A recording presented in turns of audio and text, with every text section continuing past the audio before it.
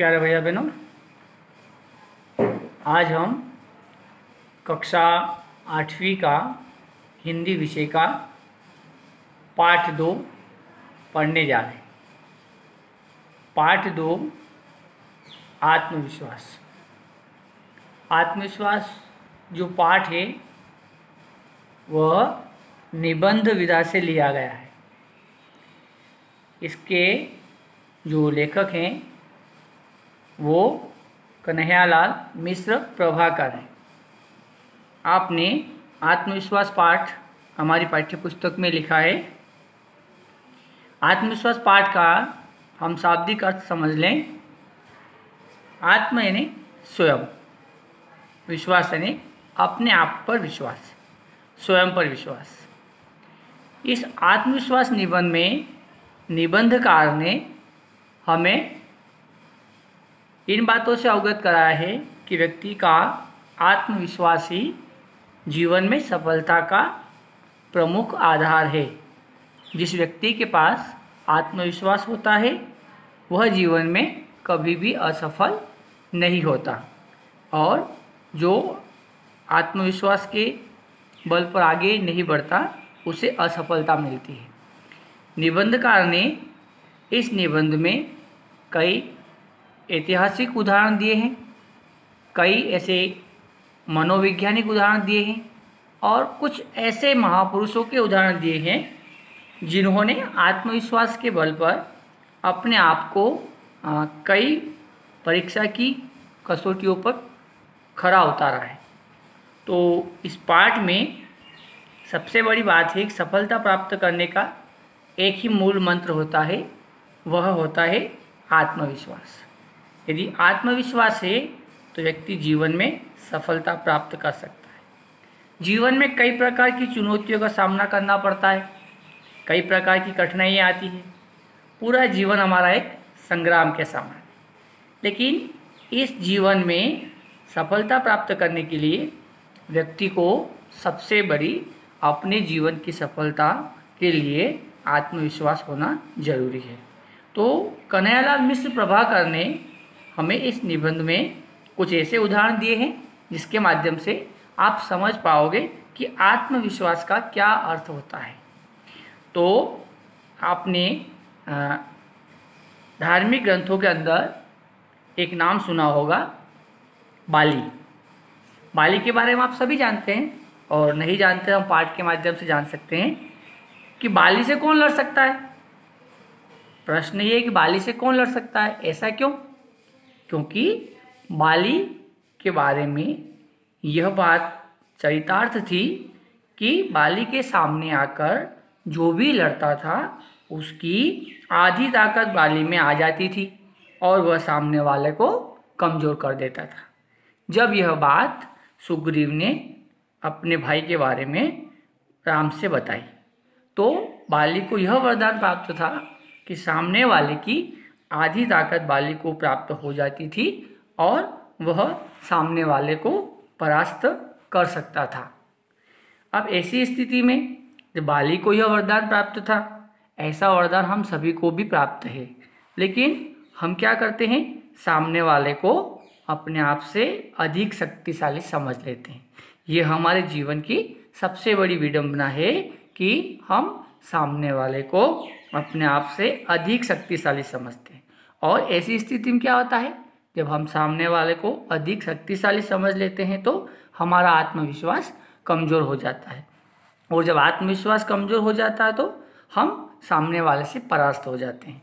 तात्पर्य यह है कि सामने वाले की शक्ति को नापे या जाने बिना यदि हम हमारे मन के अंदर इस प्रकार के भाव उत्पन्न कर लेते हैं कि हम इसे हरा नहीं सकते, तो ऐसी स्थिति में हम परास्त हो जाते हैं। लेकिन अब सबसे बड़ी बात यह है कि हमारे जीवन में यदि आत्महीनता आ जाए, कायरता आ जाए, है ना, कुसंस्कार आ जाए, है ना, ऐसे शब्द जो है हमें कमज़ोर बना देते हैं और सामने वाला व्यक्ति हमसे बलशाली हो जाता है। लेकिन यदि हम उसकी शक्ति को समझने का प्रयास करेंगे, अपने आप को समझने का प्रयास करेंगे, तो उससे क्या होगा, हम सामने वाले को परास्त कर सकते हैं। यदि हमने मन के अंदर इस बात को समझने का प्रयास किया कि हम सामने वाले से अधिक शक्तिशाली हैं, तो हम उसे परास्त कर सकते हैं। तो यही कारण है कि आत्मविश्वास के अभाव में हम सामने वाले को अधिक शक्तिशाली मान लेते हैं और वो हमें आसानी से परास्त कर देता है। लेकिन यदि आपके अंदर भी आत्मविश्वास हो, यदि आपके अंदर इस बात की पूरी लगनता हो कि हम सामने वाले को परास्त कर सकते हैं, तो आप भी बाली के समान अपने जीवन में कई चुनौतियों का सामना आसानी से कर सकते हैं। अब होता क्या है, आत्मविश्वास यानी कि किसी भी कार्य को करने से पहले मन के अंदर उसके प्रति एक प्रकार से पूर्ण विश्वास होना चाहिए कि हम इस कार्य को आसानी से कर सकते हैं।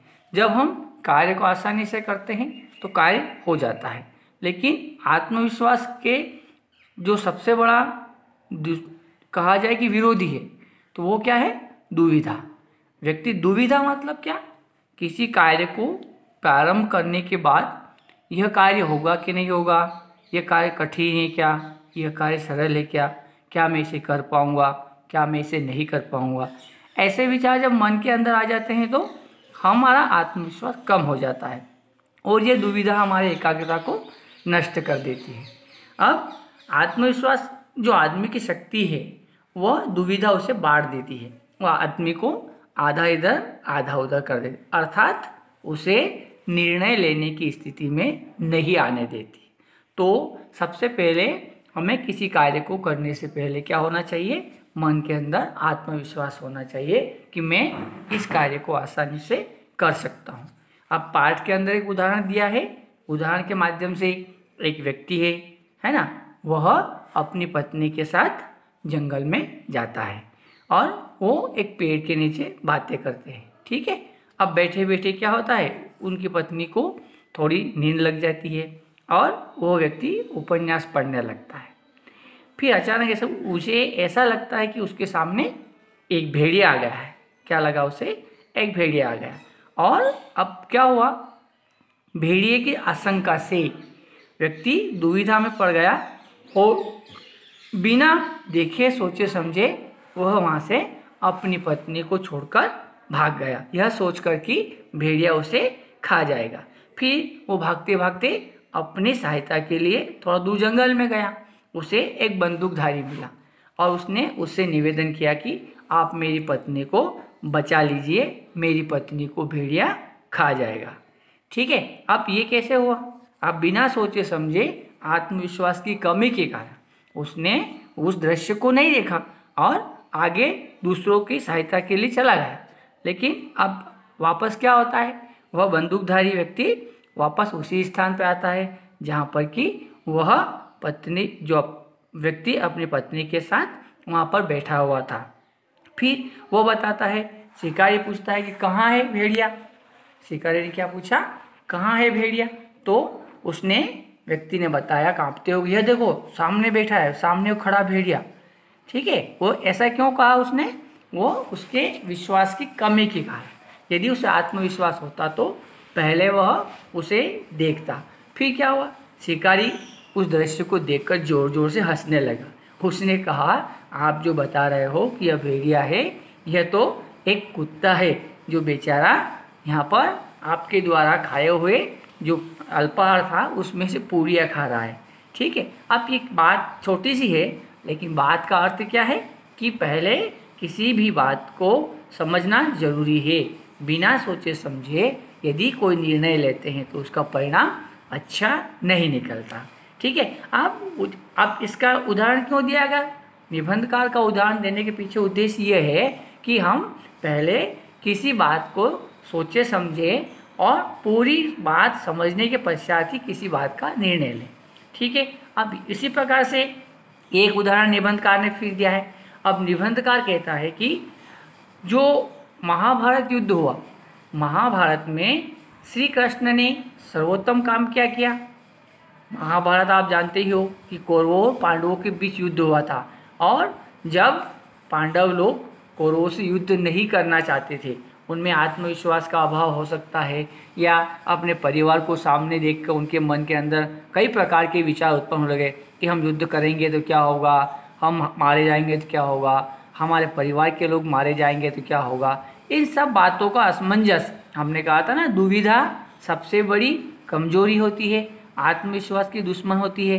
तो यहाँ पर पांडवों के सामने यही दुविधा थी कि यदि हम युद्ध करेंगे तो क्या होगा, परिणाम क्या निकलेगा, हम मरेंगे या हमारे जो बंधु बांधव वह मरेंगे। इस बात को लेकर श्री कृष्ण ने महाभारत में सर्वोत्तम काम क्या किया। श्री कृष्ण ने महाभारत में सर्वोत्तम काम यह किया कि उन्होंने पांडवों को आत्मविश्वास से भर दिया। उन्होंने पांडवों को समझाया, उन्होंने बताया कि तुम निमित्त मात्र हो, और क्षत्रिय धर्म का पालन समझाते हुए बताया। अर्जुन को उपदेश दिया, और अर्जुन को क्या कहा, अर्जुन को जो उपदेश दिया श्री कृष्ण ने, अर्जुन के आत्मविश्वास को बढ़ाने के लिए, उसके मन की शक्ति को बढ़ाने के लिए उससे कहा संशय मत कर। क्या कहा, संशय मत कर, परेशान मत हो, युद्ध कर, तो निश्चित रूप से युद्ध में अपने शत्रु पर विजय प्राप्त करेगा। तो परेशानी जीवन में आती है, लेकिन यहाँ पर श्री कृष्ण ने अर्जुन को यह उपदेश इसलिए दिया कि यदि तू कर्म करेगा तो उसका अच्छा फल तुझे मिलेगा ही। जो मन के अंदर संशय है, परेशानी है, इन दुविधाओं से अगर अपन निकल जाते हैं तो किसी भी कार्य को करना आसान हो जाता है। फिर उसी प्रकार से जब हम महाभारत के उदाहरण को दिया, इसको समझा, तो जो श्री कृष्ण ने समझाया वह क्या हुआ, एक दूसरे का परामर्श हुआ। यानी कि हमारे साथ रहने वाला व्यक्ति भी अच्छा विचारवान होना चाहिए, उसका भी आत्मविश्वास अच्छा होना चाहिए। अब आत्मविश्वास के अभाव में सही बात का निर्णय लेना एक दूसरे की बस से परे हो जाता है। इसी प्रकार से यहाँ पर निबंधकार ने हमें एक उदाहरण और दिया है। इसमें क्या बताया है कि जैसे कि अपन किसी स्थान पर जाते हैं, कोई परीक्षा देते हैं, या हमसे कोई प्रश्न पूछा जाता है, उस प्रश्न का उत्तर जब हम देते हैं तो हम हड़बड़ाहट में, जल्दबाजी में या ज्ञान के अभाव में उसके उत्तर को सही नहीं दे पाते। तो यहाँ पर नेताजी सुभाष चंद्र बोस जब ICAS की परीक्षा में बैठे थे तो वहाँ पर जब लिखित परीक्षा उनकी चल रही थी तो निरीक्षक करने वाला व्यक्ति जो परीक्षा कक्ष में था, तो उन्होंने नेताजी सुभाष चंद्र बोस की तार्किक शक्ति को या बुद्धि को समझने के लिए एक प्रश्न किया। जैसे लिखित परीक्षा तो हो रही थी, लेकिन हमसे भी कोई प्रश्न करता तो उसका उत्तर किस प्रकार से आत्मविश्वास के साथ देना चाहिए, इस बात का इस उदाहरण के द्वारा हमको समझाने का प्रयास किया गया।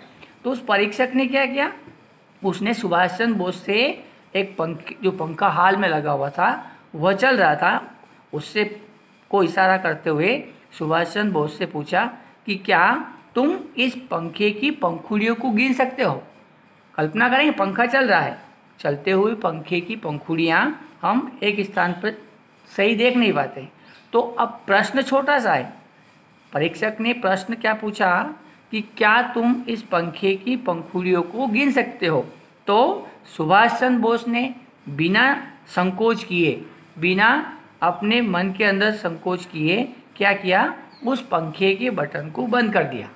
और पंखे का बटन बंद करने से क्या हुआ, वो पंखा घूमता हुआ रुक गया। और उन्होंने इशारा किया कि इस प्रकार से हम पंखे की पंखुड़ियों को गिन सकते। तो ये क्या था, ये सुभाष चंद्र बोस का आत्मविश्वास था। बड़े आत्मविश्वास के साथ उन्होंने परीक्षक को अपने इस प्रश्न के उत्तर से संतुष्ट कर दिया। लेकिन फिर परीक्षक के मन में एक बार वो प्रश्न जिज्ञासा उठी कि क्यों ना और भी प्रश्न सुभाष चंद्र बोस से पूछे जाए। तो परीक्षक ने सुभाष चंद्र बोस से एक अलग ढंग से प्रश्न किया। उसने क्या किया कि उसके पास जो एक अंगूठी थी उसको निकाला और अंगूठी को सुभाष चंद्र बोस की बेंच पर रखते हुए उनसे प्रश्न किया कि क्या इस अंगूठी में से, इस रिंग में से सुभाष चंद्र बोस पास हो सकता है। पास हो सकता है इसका मतलब इस पार से उस पार अंगूठी में जा सकता है। प्रश्न छोटा सा है लेकिन तार्किक शक्ति का प्रश्न है, आत्मविश्वास का प्रश्न है। सुभाष चंद्र बोस अगर मान लो सोचते हैं कि मैं इतना बड़ा हूँ, इतना बड़ा शरीर, अंगूठी छोटी, मैं कैसे निकलूँगा, इसमें तो केवल उंगली आती है, हाथ कैसे आएगा, पैर कैसे आएगा, शरीर कैसे जाएगा, कई प्रकार के प्रश्न मन के अंदर आ सकते हैं। लेकिन सुभाष चंद्र बोस ने बड़े ही आत्मविश्वास से क्या किया, अपना एक पहचान पत्र था, विजिटिंग कार्ड जिसे बोलते हैं, है ना। विजिटिंग कार्ड का अर्थ होता है पहचान पत्र। अपने पहचान पत्र को उन्होंने मोड़ा और उस अंगूठी से इस पार से उस पार अपने पहचान पत्र को निकाल दिया। तो ये था उनका अटूट आत्मविश्वास। बात छोटी सी है लेकिन तार्किक शक्ति, अपना आत्मविश्वास। इस बल पे सुभाष चंद्र बोस ने अपने परीक्षक के दोनों प्रश्नों के उत्तर देते हुए अपना तार्किक शक्ति का या आत्मविश्वास का परिचय दिया। यदि वो उटपटांग जवाब देते, विचार करने लग जाते, तो शायद परीक्षक की दृष्टि से वो थोड़े छोटे हो जाते। ऐसे प्रश्न हमारे सामने भी आते हैं। कई बार आप बैठते हो तो आपसे कोई प्रश्न पूछ लेता है कि आपके शरीर की जो शर्ट है इस पर कितने बटन है ना, या आप घर से विद्यालय जाते हैं वहाँ पर कितनी सीढ़ियाँ हैं। आपके जो भी छोटे छोटे प्रश्न बनते हैं, तो ये क्या है, हमारे आत्मविश्वास को बढ़ाने के लिए है। ठीक है। उसी प्रकार से सफलता असफलता निश्चित करने के लिए व्यक्ति का यह आवश्यक है कि वह अपनी क्षमता और सफलता पर विश्वास रखे। क्षमता पर विश्वास करना बहुत ज़रूरी है कि हाँ, मैं इस कार्य को कर सकता हूँ, मेरे लिए कोई असंभव नहीं है। और जिस कार्य को करें उसमें आत्मविश्वास होना चाहिए। व्यक्ति का आत्मविश्वास जब हो जाता है कि यदि आपको कहा जाए कि आपको परीक्षा में प्रथम स्थान प्राप्त करना है, और यदि आपने आत्मविश्वास से कहा कि हाँ, हम परीक्षा में प्रथम स्थान प्राप्त कर सकते हैं, तो इसके लिए आत्मविश्वास तो आपने बनाया, लेकिन आत्मविश्वास के साथ जो जो उचित चीज़ें हैं उसके अंदर आपको अपना विश्वास बढ़ाना होगा। हमारे हृदय के अंदर भय नहीं होनी चाहिए, शंका नहीं होना चाहिए, अधैर्य नहीं होना चाहिए। ये चीज़ें ऐसी होती है जो आत्मविश्वास को कम कर देती है। ये हमारे आत्मविश्वास को कम कर देती है। ठीक है। तो इन चीज़ों से हमें बचना चाहिए। फिर अब ऐसा भी होता है कि कभी कभी आपके साथ रहने वाला व्यक्ति किस विचारधारा का है। देखो, हम जिसके साथ रहते हैं उसका आचरण, उसकी संगति का प्रभाव हमारे जीवन पे पड़ता भी है। तो निबंधकार ने इसमें भी उदाहरण के माध्यम से समझाया। जैसे कि आप अकेले रहते हो, परिवार के लोग आपको अच्छे किस्से कहानी सुनाते हैं, आप में वीरतापूर्ण बातें बताते हैं, हौसला बढ़ाते हैं, कार्य के प्रति लगनता बताते हैं, तो आप किसी कार्य को आसानी से कर सकते हैं। लेकिन यहाँ पर क्या है, एक छोटा सा उदाहरण देकर माध्यम से लेखक ने यह समझाया कि एक बालक था। ठीक है। बालक रोज़ विद्यालय जाता था, अकेला जाता था, तो वो कभी रास्ते में डरता नहीं था क्योंकि उसमें आत्मविश्वास था। अब संगति का प्रभाव कितना पड़ता है, इस बात को निबंधकार ने समझाने का प्रयास किया। जब वो बालक अकेला अपने घर से दूर स्कूल जाता था तो किसी प्रकार से डरता नहीं था, लेकिन बीच में क्या हुआ, उसे एक और सहपाठी मिल गया। अब दोनों एक साथ विद्यालय जाने लगे। विद्यालय जाते समय धीरे धीरे उनका मेलजोल बढ़ता गया। लेकिन जो दूसरा बालक साथ में आया वो थोड़ा कैसा था, डरपोक स्वभाव का था। कैसा था, डरपोक स्वभाव का था। फिर वो क्या कर रहा था, वो आए दिन अपने उस सहपाठी को भूतों की, चोरों की ऐसी कहानियाँ सुनाता था जिससे मन के अंदर भय या डर बैठता था। ठीक है। अब संगति का असर कैसा हुआ, जब बालक अकेला जा रहा था तो उसे किसी प्रकार का भय नहीं था, लेकिन जब दूसरा सहपाठी साथ में आया तो उसने क्या किया, उसको डराने की चेष्टा की, उसको डराया, तो उसके मन के अंदर धीरे धीरे डर बैठ गया कि रास्ते में जाएंगे भूत मिलेगा, चोर मिलेंगे, तो वो डरने लगा। तो किसी कारण से दूसरा बालक जब तक नहीं आता था तब तक वह उस बालक का इंतज़ार करता था, उसकी प्रतीक्षा करता था कि जब तक वो आए तो मैं यहीं खड़ा रहूं, क्योंकि उसके मन में डर बैठ गया था। तो ऐसी स्थिति में यहाँ पर निबंधकार ने यह समझाने का प्रयास किया गया है कि हमें हमारे साथ रहने वाले ऐसे लोगों से दूर रहना चाहिए जो हमारे आत्मविश्वास को कम करते हो, जिनके अंदर अच्छे विचार नहीं हो। हाँ, ऐसे लोगों से दूर रहकर हमें आगे बढ़ना चाहिए। फिर एक सूत्र बताता है कि जो हतोत्साही व्यक्ति होते हैं, जो निराशावादी होते हैं, जो डरपोक होते हैं, जो हमेशा असफलता की बात करते हैं, ऐसे लोगों से हमें हमेशा दूर रहना चाहिए, क्योंकि ऐसों की संगति में जाने से क्या होगा, धीरे धीरे हमारे विचार भी ऐसे ही बढ़ते जाएंगे और ऐसे विचार बनने से हमारा आत्मविश्वास धीरे धीरे कम होता जाएगा। तो व्यक्ति को आत्मविश्वास की रक्षा के लिए हमेशा इन चीज़ों से दूर रहना चाहिए। जो निराशावादी हो, जो डरपोक हो, हतोत्साही हो, दूर रहना चाहिए। फिर हमें ऐसा भी ध्यान रखना चाहिए, कभी कभी हम सभी जगह शक्ति के बल पे काम नहीं कर सकते। कई दृश्य ऐसे भी आते हैं जीवन में कि जहाँ कोई अपनी बुराई करता हो, अपने समाज की बुराई करता हो, परिवार की बुराई करता हो, धार्मिक ग्रंथों की बुराई करता हो, तो ऐसी स्थिति में या तो उसका उत्तर देने की स्थिति में हम हैं, यदि उस व्यक्ति को हम उत्तर देने की स्थिति में हैं तो उसका सामना करें। लेकिन कभी कभी ऐसा भी अवसर आ जाता है तो हमें उस स्थान को छोड़ देना चाहिए। अगर हमें हमारा सम्मान जाता हुआ दिखता हो, आत्मगौरव कम होता हुआ दिखता हो, तो ऐसी स्थिति में उस स्थान को हमें छोड़ देना चाहिए, उठ जाना चाहिए, जिससे क्या होगा कि हमारा मान सम्मान और प्रतिष्ठा बनी रहेगी, हमारा आत्मविश्वास खंडित नहीं होगा।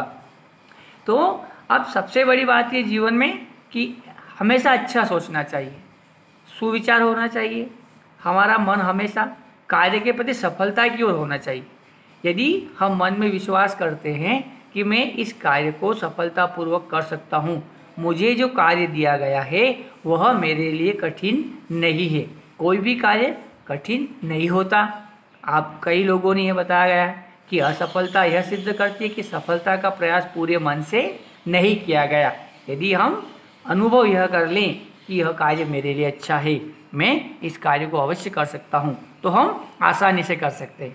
हम उदाहरण दृष्टि समझा सकते हैं कि जब सीता जी की खोज करना थी तो सारे वानर दल के वानर जो है समुद्र के पार बैठे हुए थे, ठीक है। लेकिन जब सबके बैठने के बाद भी वहाँ पर यह निर्णय लिया गया कि हनुमान ही इस कार्य को कर सकते हैं। जब हनुमान जी को इस बात का आभास कराया गया कि आपके अंदर बहुत सारा बल है, आप बलशाली हैं, किसी भी कार्य को आप आसानी से कर सकते हैं। अब हनुमान जी ने इस दृष्टि से बात समझने के पश्चात फिर क्या किया, हम अपने आत्मविश्वास को पहचाना, रास्ते में आने वाली बाधाओं को नहीं विचार किया। उनके मन में क्या संकल्प था, केवल समुद्र के उस पार जाकर सीता जी का पता लगाना। यदि वो खड़े खड़े विचार करते समुद्र 100 योजन है, मैं अकेला हूँ, समुद्र के अंदर कई प्रकार के राक्षस मिलेंगे, मैं कैसे पार हो जाऊँगा, तो इन सब बातों के असमंजसता, ये दुविधा क्या करती, हनुमान जी के आत्मविश्वास को कम कर देती। लेकिन उनके आत्मविश्वास में कमी नहीं आई, उनका जो मानसिक था वो इस प्रकार से आगे बढ़ने के लिए बढ़ चला और उन्होंने किसी भी असफलता का या रास्ते में आने वाली असफलता की चुनौतियों से घबराना स्वीकार नहीं किया। तो परिणाम क्या निकला, आप सभी जानते हैं कि हनुमान जी निर्विघ्न रूप से सीता जी का पता लगाकर लंका से पुनः समुद्र के अपने साथियों से आ मिले। तो ये क्या हुआ, ये सबसे बड़ी बात थी कि मन का आत्मविश्वास। यदि आत्मविश्वास उनके पास नहीं होता, असमंजस में पड़ जाते, दुविधा में पड़ जाते, तो यह कार्य सफलतापूर्वक नहीं हो सकता। यदि हमारा मन शंका करता है, निराशा से भरा रहता है, तो हम क्या करते हैं, ये चीज़ें, शंका, निराशा, परिणाम में सफलता मिलेगी कि नहीं मिलेगी, क्या मैं सफल होऊंगा कि नहीं होऊंगा, तो ये सब चीज़ें क्या है, असफलता के रास्ते हैं। लेकिन सफलता की सबसे बड़ी कुंजी क्या है, श्रद्धा। श्रद्धा का मतलब क्या, किसी भी कार्य को करते समय ऐसा निर्णय कि हाँ, यह कार्य मैं कर सकता हूँ, मैं इस कार्य को सफलतापूर्वक कर सकता हूँ, तो व्यक्ति उस कार्य को आसानी से कर सकता है। आपके घर पे भी आपको कोई कार्य दिया गया कि आपको यह कार्य करना है, अब उस कार्य की परिणाम की चिंता किए बगैर यदि आप उस कार्य को श्रद्धापूर्वक करते हैं तो आसानी से वह कार्य हो जाता है। फिर दूसरा लेखक ने हमें क्या समझाने का प्रयास किया गया है, कोई भी व्यक्ति भाग्यवान या भाग्यहीन नहीं होता, कोई भी व्यक्ति भाग्यवान या भाग्यहीन नहीं होता। आप यदि मन में विचार करते कि मैं तो अभागा हूँ, मैं क्या कर सकता हूँ, तो अब इसमें भगवान क्या करेगा, हम कहते हैं कि किसी से पूछने जाते हैं कि मेरा भाग्य कैसा है, मैं क्या, मेरे को सफलता नहीं मिल रही है, तो कोई भी व्यक्ति आपको भाग्यवान या भाग्यहीन नहीं बना सकता। लेखक ने समझाने का प्रयास किया है कि कोई भी व्यक्ति किसी व्यक्ति को भाग्यवान या भाग्यहीन नहीं बना सकता। भाग्यवान और भाग्यहीन व्यक्ति की अपनी विचारधारा ही उसे बनाती है। यदि व्यक्ति मन के अंदर निर्णय कर ले कि मैं भाग्यवान हूँ, तो वह भाग्यवान कैसे बनेगा, वो प्रत्येक कार्य को निष्ठापूर्वक करेगा और उसे देव शक्ति भी प्राप्त होगी। किसी के सहारे के बजाय व्यक्ति को स्वयं अपने बल पर किसी कार्य को करना चाहिए। निबंधकार ने क्या समझाने का प्रयास किया है कि यदि हम अपने आप को अभागा मानते हैं तो कोई भी हमें भाग्यवान नहीं बना सकता। स्वयं व्यक्ति भाग्यवान होता है, और भाग्यवान होता है तो उसके अंदर, मन के अंदर किसी प्रकार की ग्लानि या शंका जैसे विचार उत्पन्न नहीं होते, और ऐसे विचार उत्पन्न नहीं होते तो वह आत्मविश्वास के बल पर अपने कार्य में सफलता को प्राप्त कर सकता है। ठीक है। अब विचार हमेशा कैसे होना चाहिए? विजय के, सौभाग्य के, श्रेष्ठता के, ऐसे विचार मन में होना चाहिए। सफलता के लिए सबसे पहली बात, निराशा मन में नहीं आए, शंका नहीं आए, दुविधा नहीं आए, असमंजस नहीं आए, अच्छे लोगों का विचार हमारे साथ में रहे, संगति अच्छे लोगों की रहे, कहानी किससे अच्छे लोगों के सुने, ऐसे कहानी किससे नहीं सुने जिसके माध्यम से मन के अंदर किसी प्रकार की दुविधा हो या कार्य न होने के विचार मन में आए। जीवन, इसके अंदर कई प्रकार के उतार चढ़ाव आते हैं। जीवन में कई प्रकार के उतार चढ़ाव आते हैं। कभी व्यक्ति सुख में जीवन जीता है, तो कभी अभाव में जीवन जीता है। सुख में जीवन जीता है तो उसे अच्छा लगता है, और वही जीवन जब अभाव में लगता है तो वो विचार में पड़ जाता है। लेकिन सुख में और दुख में, हर परिस्थिति में अपने आप को सामंजस्य बना के रखना, अपने विचारों को इतने सुदृढ़ रखना कि सुख है तो भी उसका हम समायोजन कर सकें, दुख है तो उसका भी सरलता से या सहजता से सामना कर सके।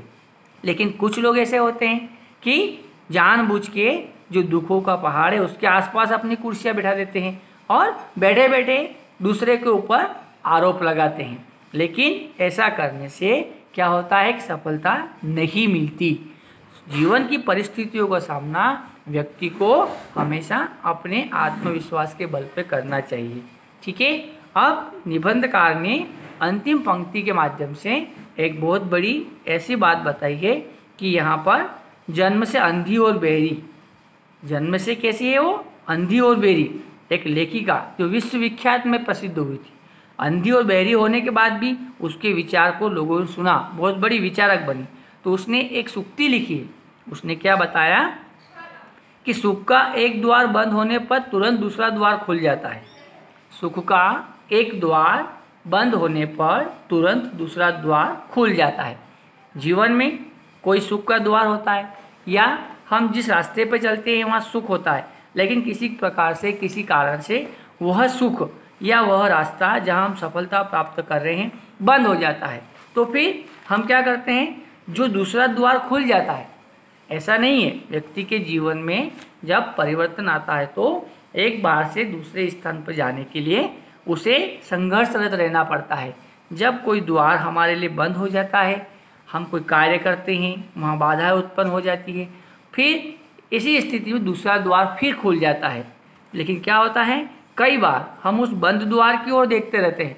जो द्वार बंद हो गया है उसी को देखते रहते हैं, जिस कारण से हम ये नहीं देख पाते कि जो दूसरा द्वार खुल गया है उसे हम पहचान नहीं पाते। कहने का मतलब ये है, भावार्थ यह है कि जीवन में यदि असफलता कभी मिल जाती है तो हमें तुरंत सफलता के लिए प्रयास करना चाहिए। उस असफलता को देखकर एक ही स्थान पर बैठना नहीं चाहिए। हेलन केलर ने इस उदाहरण के माध्यम से यह समझाने का प्रयास किया कि यदि आपके जीवन में कोई घटनाएं ऐसी घट गई जिस कारण से आप हतोत्साहित हो गए, अपने आप को दुखी महसूस करते हैं, तो फिर पुनः अपने जीवन में मन के अंदर आत्मविश्वास बढ़ाते हुए हम पुनः सफलता को प्राप्त कर सकते हैं।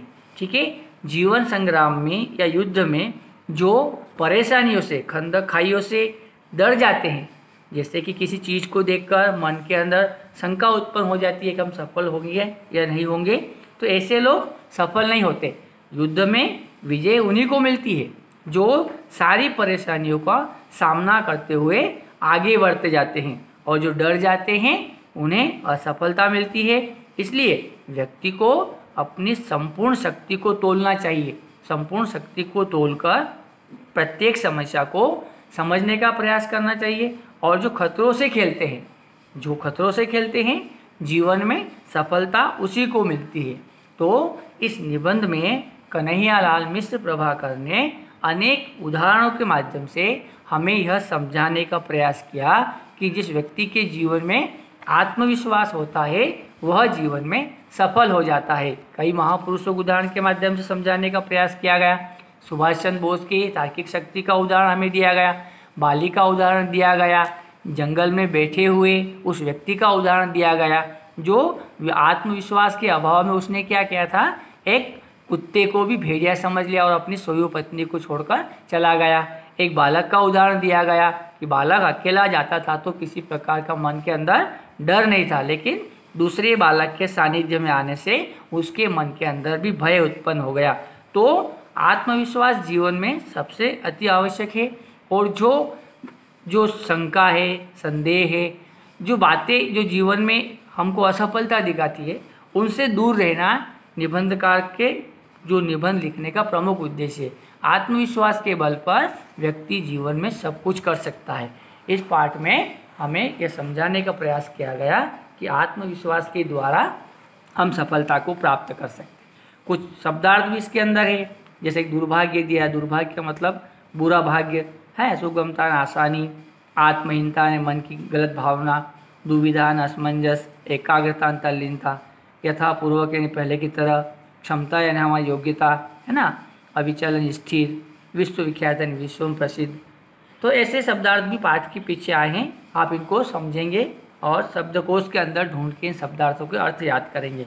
छोटे छोटे प्रश्न हैं, बाली को क्या वरदान प्राप्त था, तो ये प्रश्न आप पाठ जब हमने पढ़ा तो बाली को यह वरदान प्राप्त था कि जो भी उसके सामने आकर लड़ता उसकी आधी ताकत बाली को प्राप्त हो जाती थी और वह सामने वाले को परास्त कर सकता था। ऐसे कई प्रश्नों के उत्तर आप इस निबंध में खोजकर उत्तर दे सकते हैं। ठीक है, यह पाठ अपना था, इसमें आपके समास वगैरह भी है, तो पूरा पाठ आप पढ़ेंगे और इस पाठ के छोटे छोटे प्रश्नों के उत्तर ढूंढने का प्रयास करेंगे। फिर अगले जब कक्षा होगी तो हम इन पार्ट 1 व पार्ट 2 के प्रश्नों के उत्तर पढ़ेंगे। ठीक है, आप सभी इस पाठ को अपने घर पे पढ़ना और जो कठिन शब्द है उन्हें समझने का प्रयास करना। धन्यवाद।